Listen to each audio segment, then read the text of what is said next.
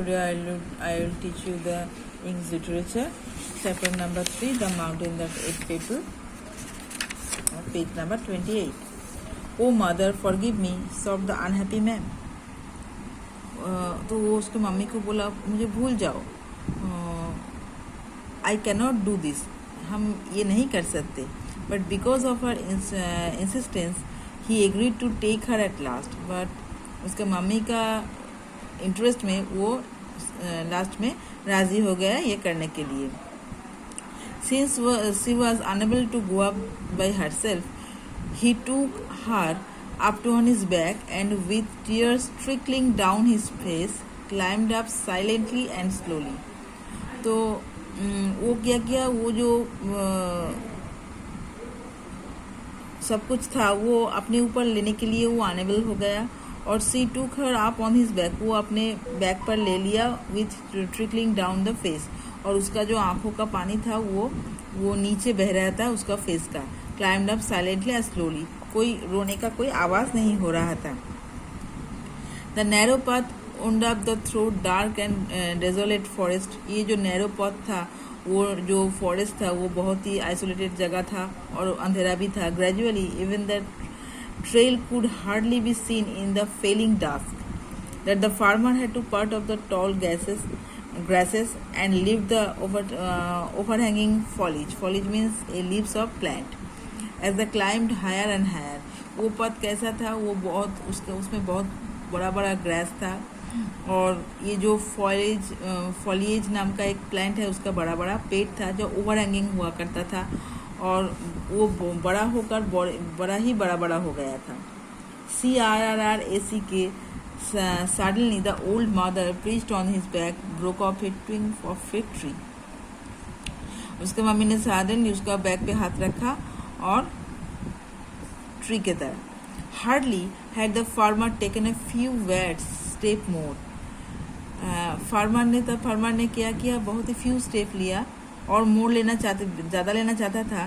Then crack के broke another. वो जब भी और भी स्टेप लगाना चाहता था, बढ़ाना चाहते थे, तभी ये क्रैक करने का जैसा आवाज़ होता है, ब्रोक करने का कुछ आवाज़ आता है, वही आया.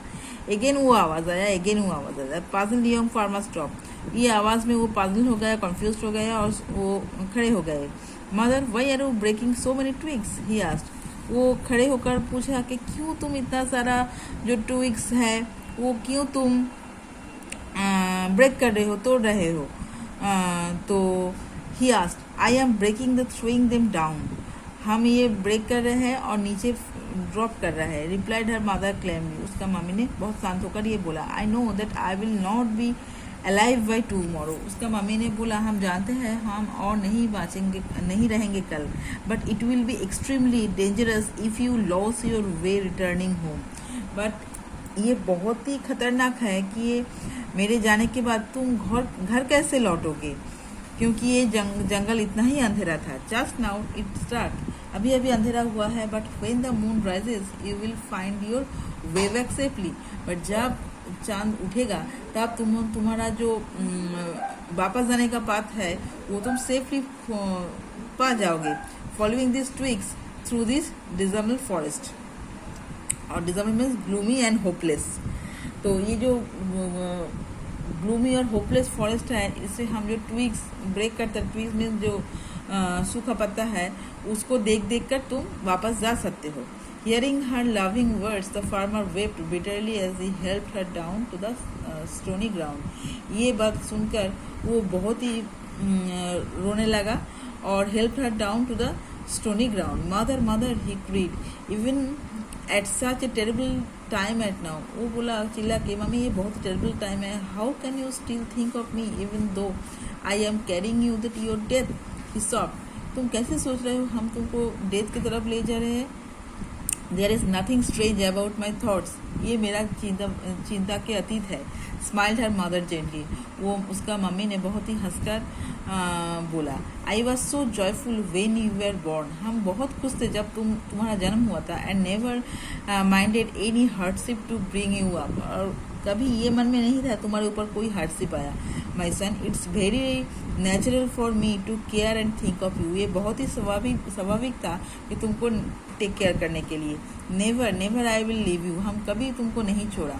Mother, in this deathful place, हम तुमको नहीं कभी छोड़ेंगे ये डेथफुल प्लेस में। प्लीड द फार्मर, फार्मर ने बोला। I will gladly accept the punishment from the fateful lord, जो पनिशमेंट लॉर्ड ने देगा हम वो बहुत ही ग्लैडली एक्सेप्ट करेंगे। Rather than let you die here, तुम्हारे यहाँ डाई होने से आगे हमको जो पनिशमेंट मिलेगा हम खुशी खुशी मान लेंगे। And he picked his mother up again, तब ये बोलकर वो उसका मम्मी को फिर से अपने पास ले लिया। So both of them return down the mountain at people the quite hid among the bushes or edged the forest. When the entire village was fast asleep, they tripped back straightly and on their little home. ये दोनों ही उसका वापस उसका घर के तरफ चले आने लगा वो फॉरेस्ट से, और जब पूरा विलेजर्स सोया हुआ था रात में, तब वो दोनों सेफली उसका घर में छोटा होम में वापस आया। सो आपको